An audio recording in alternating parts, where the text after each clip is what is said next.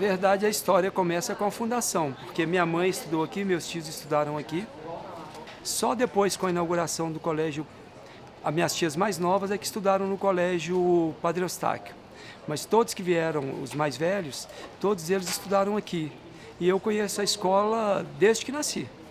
Essa escola tinha uma diferença, um diferencial aqui em relação às outras. Primeiro, que vamos dizer assim, o pessoal de melhor condição financeira frequentava o professor Moraes. E nós tínhamos as escolas aqui por perto, o Mário Matos, que é onde que eu formei, que era frequentada, vamos dizer assim, por pessoas que moravam da Praça São Vicente para baixo, tá? Parece que o bairro havia essa divisão. A escola que inclusive tem uma dessas curiosidades. Na época que eu dei aula à noite, teve uma vez que a gente queria fazer um trabalho sobre Semana da Consciência Negra e na sala não tinha nenhum negro. Hoje nós temos uma realidade bem diferente. Eu sempre achei isso muito interessante. Basicamente, a gente passar por aqui, minha mãe passar por aqui, era muito difícil, porque os ônibus passavam geralmente na Pará de Minas. Eu ainda peguei um pouquinho do pessoal, ainda falava o ponto do bonde, né? Que muitas pessoas da minha família chegaram a andar de bonde, eu nunca andei. O máximo que eu andei foi de trólebus. E a gente passava muito pela rua Olinto Magalhães, a Cornélio Cerqueira muito pouco. Eu comecei a ter mais contato com o professor Moraes na época que eu fui ficando mais jovem, e aí eu vim aqui nas horas dançantes que a gente falava, tá? Tinha os bailes, eu não tinha dinheiro para pagar meu ingresso no baile, tá? Aí a gente ficava tentando pular o muro. Aí ficava olhando, a barra tá suja. Aí quando a barra estava limpa, não tinha nenhum professor tomando conta, a gente não tinha essas coisas no muro, tá? Aí a gente pulava o muro e conseguia entrar. Então o meu contato maior primeiro foi esse, basicamente. E quando a gente vinha também ao aeroporto Carlos Prates, porque aqui na entrada do aeroporto a gente vinha para jogar futebol. Eu não sei se vocês já foram lá, mas lá tem as quadras e tinha um campo de terra bem aqui na entrada. Então era onde que eu vinha jogar pelada. Com a feira coberta, tinha aqui embaixo uma discoteca também, que chamava Tio Sam, e depois eles inauguraram a feira coberta. Aí a gente começou mais a vir para esse lado. E como a paixão, todo menino, a brincadeira de menino era futebol. A gente jogava futebol no aeroporto, jogava futebol na feira coberta e tinha o time do Galo de Ouro, que joga lá na beira do anel lá, tá? E muitos dos meninos do Galo de Ouro estudaram aqui, porque a maioria morava do lado de cá do anel, né? A gente não falava anel na época, falava BR, tá certo? Contratavam que hoje eles chamam de DJ, tá? Mas a gente falava na época som. Na região aqui o mais famoso era o W Som. Todo baile que ia ter música controlada pelo W Som era famoso. Aí tinha jogo de luz, alguém que ficava controlando, igual o DJ mesmo. Só que ele trabalhava com duas picapes, para não dar intervalo em uma música e outra. O que a gente dançava? Billy Sketch, Tony Tornado, Michael Jackson. A música que mais fazia sucesso era Soul Music, né? Eu mesmo usava um cabelo Black Power, né? Que muita gente não acredita, mas você usava. Para mim foi muito bom, porque o meu cabelo não era lá grandes coisas, tá? Era muito feio. Aí eu usava o cabelo Black Power. E quem dançava o Billy Sketch, falava-se Billy Sketch na época, fazia mais sucesso. Tinha a hora da música agitada e tinha a hora que a gente dançava de rostinho colado, que era a hora que a gente ia tentar arrumar uma namorada, descolar uma namorada ou algum relacionamento romântico, algo assim, tá? A gente se conhecia aqui e conversava muito com as moças, mas na hora de dançar, na hora da dança lá, não tem ninguém tomando conta, ninguém escutando. Aí você tinha que gastar o verbo e ver se convencia a excomungada lá e conseguia arrumar uma namorada, tá? Então, assim, eu conheço a escola quase que desde de quando ela existe, de quando eu existo, e com um detalhe, ela não mudou, tá? Eu tô achando até que tá na hora de desmanchar, aproveitar a obra lá do aeroporto e construir uma escola mais moderna lá e oferecer uma coisa que os meninos precisam, quadra esportiva, tá? Essa escola, sempre a gente tem noção disso, falta uma quadra ou um ginásio poliesportivo. E eu acho que a gente vai melhorar muito. Esporte é essencial da juventude, essencial. A quadra eu estou aqui desde a época que o Rafael diretor bem tradicional aqui, tá? O sonho dele era construir a quadra antes de aposentar. Ele falou assim, Eduardo, quando eu inaugurar a quadra eu aposento. Ele aposentou e não inaugurou.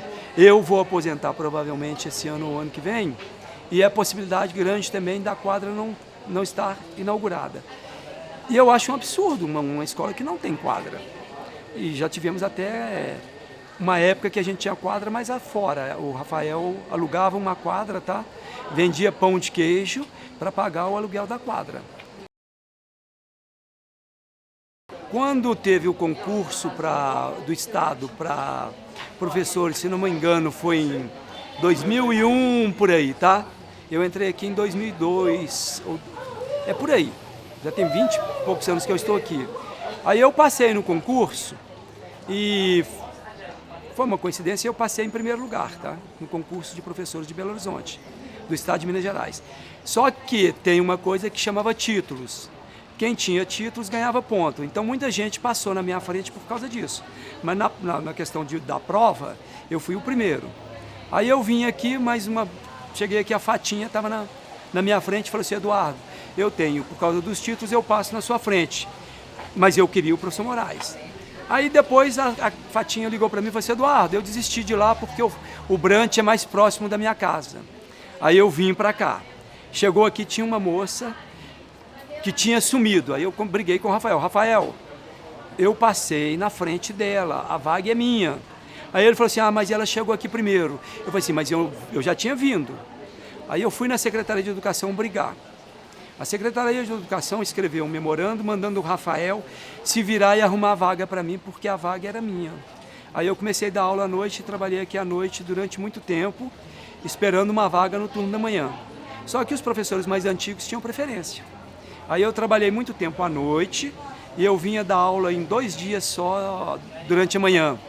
Já chegou a época aqui que para eu ficar aqui, eu dava 4 aulas no mesmo dia para a mesma turma. Então eu dava 2 aulas de português, vinha aqui para o carro, dormia, depois voltava para os 2 últimos horários para dar aula de literatura, com a mesma turma. Então se hoje o pessoal fica de saco cheio de mim, imagina nessa época. Deus do céu! As lembranças que eu vou levar, são assim, das coisas que eu conseguia fazer e que hoje eu não faço mais, tá? Por exemplo, eu levei os meninos para assistir o Grupo Galpão no Parque das Mangabeiras. Levei os meninos para assistir o Grupo Galpão também lá naquele negócio que tem lá na Pampulha, o Parque Ecológico lá na Pampulha. Levei os meninos para lá. Levei os meninos para assistir o Pagador de Promessa nas escadarias da Igreja de São José. Sempre levava os meninos para jogar futebol, que eu jogava futebol com os meninos também, tá? Quando o meu joelho aguentava. E para várias coisas, para clubes, para um monte de coisa. São coisas que hoje eu não consigo fazer mais, tá bom? Então essas coisas assim eu vou lembrar, alguns fatos pitorescos, quando nós fomos assistir, por exemplo, o Pagador de Promessa, era à noite, eu proibi o pessoal, não pode beber, não, mas alunos, você sabe, os meninos da noite, escondido, tomaram vodka e uma menina fez bunda lelê. Eu só fui descobrir no dia seguinte. E eu tenho uma série de coisas assim, de fatos que são engraçados, mas se eu contar hoje, por exemplo, os meninos falam assim, professor, aí eu tenho que lembrar para eles, no contexto social e histórico que a gente vivia, não tinha problema. Por exemplo, uma vez um menino estava conversando comigo, falando de romantismo, aí o menino pergunta assim, chama Eric, ô professor, o senhor já traiu sua esposa? Aí eu falei assim, como é que você acha que você nasceu? O excomungado começou a me pedir benção, e quando saiu da escola, ele queria entrar com uma ação de pensão de alimentos. Você entendeu? Então, assim, o que eu vou levar é isso, as lembranças, essas coisas, os muitos alunos com quem eu tenho amizade até hoje. Eu estou falando ontem porque ontem aconteceu uma das coisas mais emocionantes da minha vida, tá? Eu fui à Universidade Federal, UFMG, porque minha filha foi graduada ontem em pedagogia, a mesma área que eu. Minha filha foi estudante, eu dei aula para minha filha aqui. Quando cheguei lá ontem, a paraninfa da turma de formandos de pedagogia da UFMG queria conversar comigo. Eu falei assim, o que essa mulher quer? Quando eu cheguei lá, Bárbara, minha ex-aluna aqui no turno da noite. Uma aluna espetacular, que quando ela perguntou se eu lembrava, eu ainda falei assim, você é aquela Bárbara que estudava à noite e que pediu para mudar de sala porque a aula terminava tarde e era melhor você ir embora com seu tio. Eu dava aula para ela e para o tio dela, os dois tinham a mesma idade, entendeu? E hoje a posição que ela está, entendeu? Então, assim, eu vejo a recompensa do trabalho de muitos anos. E o professor Moraes, eu encontro com pessoas, e não é pouco não, tá? Muito mesmo. Há pouco tempo atrás encontrei a menina que passou falando comigo toda alegre. Ela chama Raíssa Pierre. Aí ela lembra de mim porque eu escrevi o nome dela assim, só com o Pi e botava um R, né?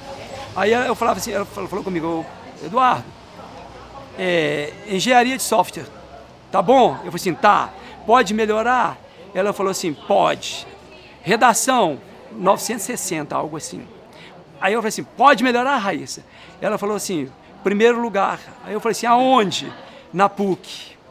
Aí enche a gente de alegria, tá ok? Então o que eu vou mais guardar é isso. Esse fato de que em muitos lugares que eu vou, meus filhos reclamam. Pai, todo lugar que nós vamos tem alguém que te conhece. Vida de professor é assim, tá? E quando você vê hoje, tem um aluno meu que eu encontrei outro dia na sauna lá no Clube Asbenche, lembra de mim, eu fui professor dele há 29 anos atrás. Fazendo fisioterapia, eu e minha esposa fazendo fisioterapia junto, o aluno me perguntou, como é que o senhor chama? Aí eu falei assim, Eduardo. Aí ele falou assim, então é você mesmo excomungado. Porque eu chamava meus alunos assim, as mulheres de moça bonita e os homens de excomungado. Então de vez em quando eu estou andando na rua, aí um vira assim, excomungado. Aí, é aluno, aí eu já sei, é aluno. Hoje você não pode brincar, se eu chamar de excomungado, eles acham que é ofensivo, essas coisas, eles não conseguem enxergar que existem duas pessoas. O professor Eduardo e o personagem que eu criei. Hoje é muito difícil de entender isso. O pessoal que foi meu aluno em outros tempos aqui entende e sabe separar bem as coisas, tá?